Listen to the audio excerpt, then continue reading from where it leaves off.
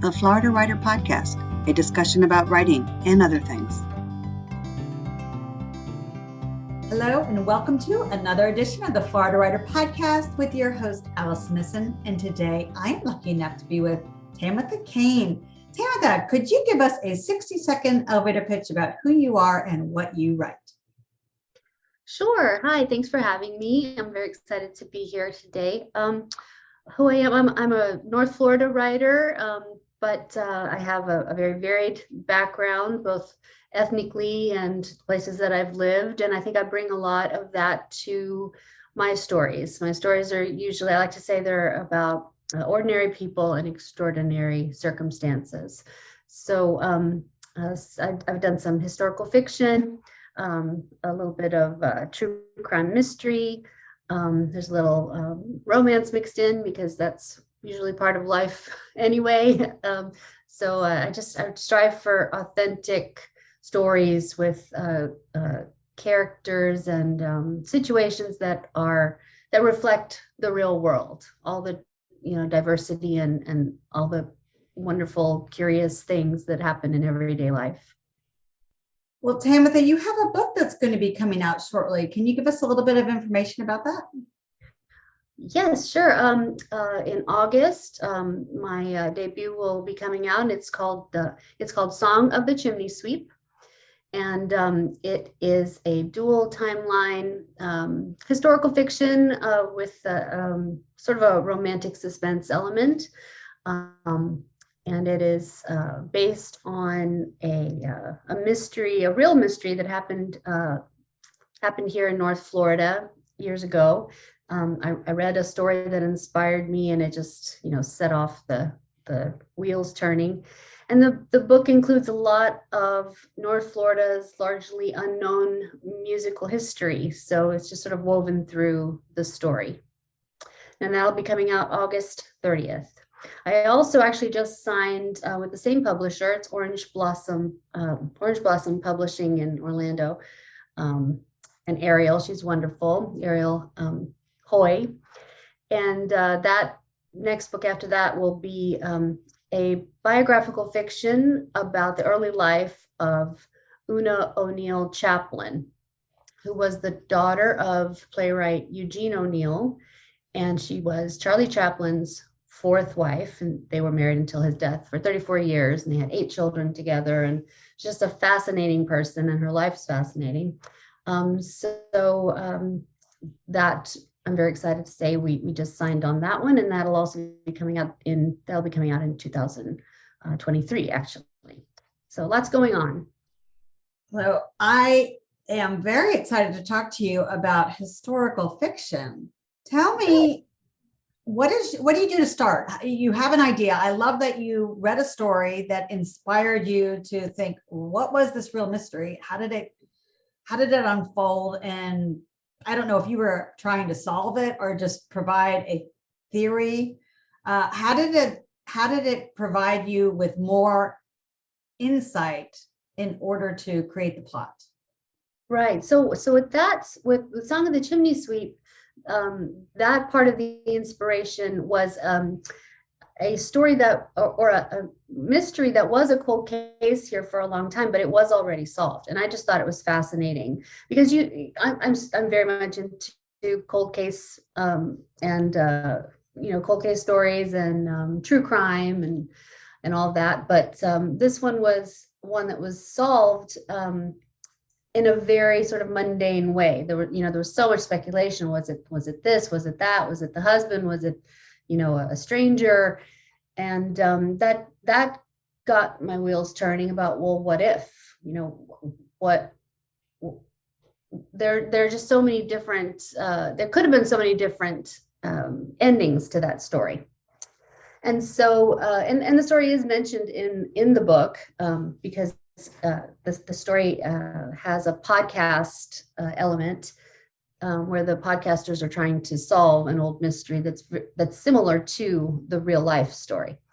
So I would say that it inspired. I think a lot of people do this. You hear something, or you hear people talking somewhere, and your brain just starts. What are they talking about? or at least that's what I do. You know, what's behind that?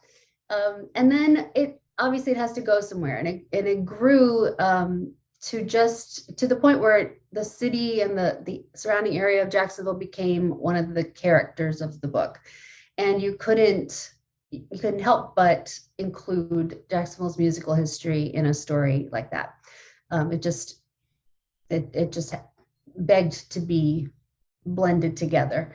Another thing that I realized along the way in writing and in researching Jacksonville's music history and trying to find a way to tie the two things together is that I actually live down the road and used to take my children to, or I live down the road from and used to take my children to a park, which is actually the place where the Allman Brothers Band used to play free concerts. It was for the hippies just to come out and listen to them. And it was just for a short period before they left to go to Macon and they became who they became, right?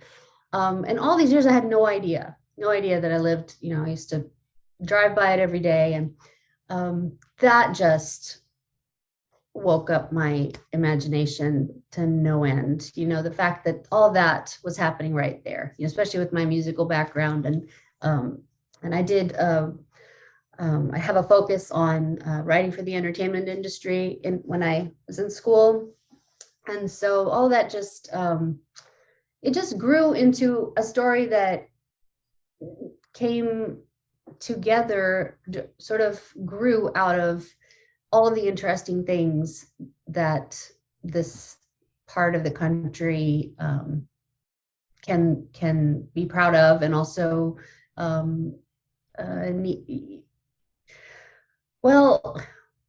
just all the things that this part of the country is maybe not known for, so it's kind of a balance of the dark with the mystery, and then the sort of happy musical history of this town, which I feel our city needs to kind of claim and draw from a little bit more. So yeah, that's basically how that one happened. And then what happens for me is the more I learn, the more I want to learn, and I end up with shelves and shelves of books with lots of pages marked of details and facts that I want to include. It's just very important to me, especially with historical fiction. It's very important to me for it to be more history than complete fiction. I know when I read historical fiction, if I read a historical fiction novel and I then go and look up the facts behind it and learn that it was more fiction than facts, where they've just hung a story on real people's names, that really bugs me. Tamatha, you're working on a second book. Tell me about your publishing experience. Oh, wow. It has been great. I work with Ariel Hoy at Orange Blossom Publishing, and she's amazing. The attention to detail and the skill that she has, she's helped me to just bring the book to another level. That would be the debut Song of the Chimney Sweep for August. And I'm really looking forward to working with her on this next book. I'm so happy to have signed with her, and getting an idea of what her feelings are on what we can do to just make it polish it up, make it the best it can be. She's wonderful. Does she work is it more of a boutique? Does she do the editing, the cover design? She does the editing. She has cover designers, formatters, all sorts of people that she works with for all the other details of bringing a book to the people. But the editing, she likes to do herself. She's a stickler, and that's the part that she likes to keep her hands in. Well, that sounds like a wonderful experience. And how far are you on your second book? Well, it's completed. It's in her hands now for content and all that fun stuff, content and line editing. We are hoping to get it out in January, because there is a a fascinating movie that has the character of Charlie Chaplin played by Tobey Maguire coming out in December, beginning of January. And I just know people are going to want to know more about him. And then you can't really know more about him without being interested in his wife of 34 years, Oona O'Neill Chaplin. Did you say before that was his fourth wife? His fourth wife, yes. He had a scandalous past, wives, affairs, all sorts of things. But I really wanted this book to be about her. There's so much, and actually I was going to say there's so much written about him and so little about her. But I actually formed a really interesting friendship with one of the Chaplin's daughters, Jane. She lives in Colombia, and we corresponded a lot over my research for the book about her mother. She was able to give me information that I never found in any of the dozens of books that have just mentions of her, and the few news stories that I could find. So she was a lot of help in sort of drawing the real picture of her real mother. And that's actually the quote that she gave me, is that there have been so many books written about my dad. Where's the book about my mom? You know, she was the glue. She was the, she had 8 kids with Charlie Chaplin and took care of him into his old age. 34 years they were married. So, the research into her life, I couldn't believe that there already wasn't a novel about her fascinating life. And I'm so excited to be working with Ariel on bringing the first one to the world. And did you just send Jane an email like, "Hey, I'm going to be yeah, about your mom. Do you have any insight?" Yeah, actually, I followed her on Instagram, and I just followed her and, liked her posts for a while. And one day, I can't remember what exactly it was, but I was researching something about Oona, and I thought, I wish there was someone I could ask. And I was like, I actually follow her daughter. I was already so amazed that I followed the daughter of Charlie Chaplin, because of how old he was when he started having children with Oona. His children are all still, very much active people in all different parts of entertainment, and writers and all sorts of things, artists. So when she would like my posts, I would just get such a thrill, like, that's Charlie and Oona's daughter liking my posts. And so one day I just said, well, why not? I'll just send her a message and see, she may write back and say, leave me alone, or she may not reply at all. But she replied just so generously. It was wonderful. And we struck up a friendship, really. And I actually wrote a piece on Medium about my conversations with her. That just sort of delves a little bit into just how deep that friendship became, going from just asking a question about some small thing about her mom to really deep conversations just about motherhood and parenthood and, being a daughter. And, we found that we had a lot in common. So yeah, that friendship was just one of the lovely things that came out of, researching and writing that book. But this is a historical fiction. Yes, but it's really important to me that in the historical fiction that I write, that the details are true as much as possible. That there's a big gamut in historical fiction, what's called historical fiction, and I love it all. I read it all, but I am one of those people. I think there are a lot of people like me who will read about a certain person or time, and there'll be a detail that you're like, oh wow, I didn't know that. I never heard of that, and then you go and look it up on your own and find that was a complete fabrication, just for interest's sake, which is partially what we do, in writing historical fiction. That is what we do. We take what really happened and imagine how it happened and how one thing led to another. But for me, it's very important to stay as close to what really happened, and imagine how real things happened. There are times that we have to completely create scenes, and I love doing that. But it is very important to me to stay as close to the facts that really happened as possible, especially when there are still children of those people living in the world, and just creating something just to be salacious or interesting, and it doesn't jive with me. And I don't think it's necessary. If the person is interesting enough to, I always say, if the person is interesting enough to write a biographical fiction about, or to have in your historical fiction, you shouldn't have to completely make up things that never came close to happening. That's just my opinion.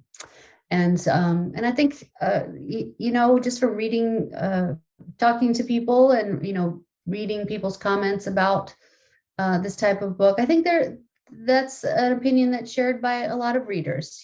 Give us something that takes us away and into another world. But if it's going to be about a real person or a real time, then we want to feel like we, learned something true.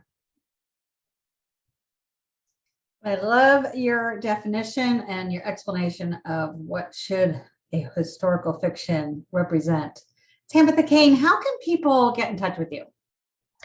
Yeah, well, I have a website. It is tamathacain.com.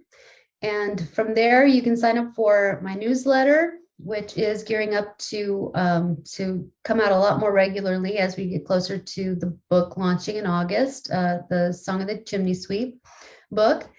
And you can also hook up from there to my social media. I am on Twitter, Facebook, and Instagram, but I'm most active on Instagram, and that is at Tamatha_Cain. And that's like the fastest place to post new information or announcements. Like the other day when Ariel and I signed the contract on Only Oona, about Oona O'Neill Chaplin, that announcement went up there first. So if you follow me there, also on my Facebook group, there is a street team that you can sign up for. You get lots of advanced information. We're going to be sharing recipes inspired by Song of the Chimney Sweep, songs and music from bands that are mentioned in the book, all sorts of things like that. So I'd say the best thing is go to the website, sign up for the newsletter, and you'll never miss anything. It's going to be exciting in the next few months. Well, Tamatha, are you ready to switch to our rapid fire questions? Okay. Yes. All right. What is your go-to lunch item? Oh, cream cheese. Cream cheese. Just scoop it out of the tub. Do you? I go and get an ounce of cream. I'm on a low carb diet. I try to stay on a low carb diet, keto, and that's one of the best things about being on keto is that I love cream cheese and I can eat it. And I try to do that intermittent fasting, so that kind of gets me through the afternoon, and I'm not going to apologize about it. It's awesome. And like I said, it's one of the best parts about eating a low carb diet, being able to eat that. I pretend it's cheesecake. Oh, there you go. It's healthier than cheesecake. Yeah, love it. What is your favorite summertime activity? Yes, shark tooth hunting. I love to go hunting for shark's teeth, fossilized ones. And my husband and I go out to Fernandina Beach and look for them there. I think people travel from all over to look for fossils and shark teeth out there. And it's our anniversary this week, and that's what we're going to go to. We're going to go spend a few days out in Fernandina and see if we can build up our collection. It's very easily becomes an obsession. So you got to be careful. But that is another little thread that you'll find woven through the mystery in Song of the Chimney Sweep. I actually included that little hobby of mine in there. Ooh, how exciting. Yeah. And what do you think about spiders? Well, I try not to think about spiders. I try not to think about them at all. But I don't hate them. If I see a spider in the corner or something, I'll probably try and help him out, get him out of the house. But I am a gardener. I love working in my garden. It doesn't fail. Every single day when I go out there to water, I run into a spider web. They rebuild overnight. They're the most hardworking creatures ever, I think. But every single day I run into a big old spider web. I never learned my lesson. And so, I don't wish them any harm, but I don't want them to be near me. But it is funny that you asked that, because there was one that did the whole Spider-Man thing to me in my kitchen last week. I opened the fridge and turned around, and it was right in front of my face, just hanging there looking at me. And he didn't even crawl away. He was just like, hey, I live here too. I was like, no. Neighbors. Yeah, he's like, what'd you get in the fridge? Tamatha Cain, thank you so much for stopping by. Thank you for having me. It was wonderful to talk to you. You have been listening to another edition of the Florida Writer Podcast with your host, Alison Nissen. Alison out. Woo! We're all done. Yay. I think we're all done. Cross your fingers.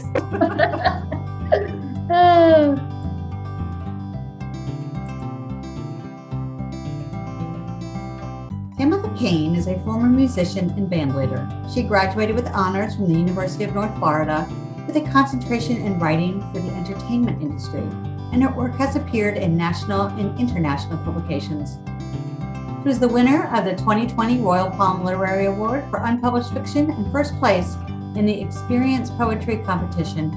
She also writes reviews for Southern Literary Review.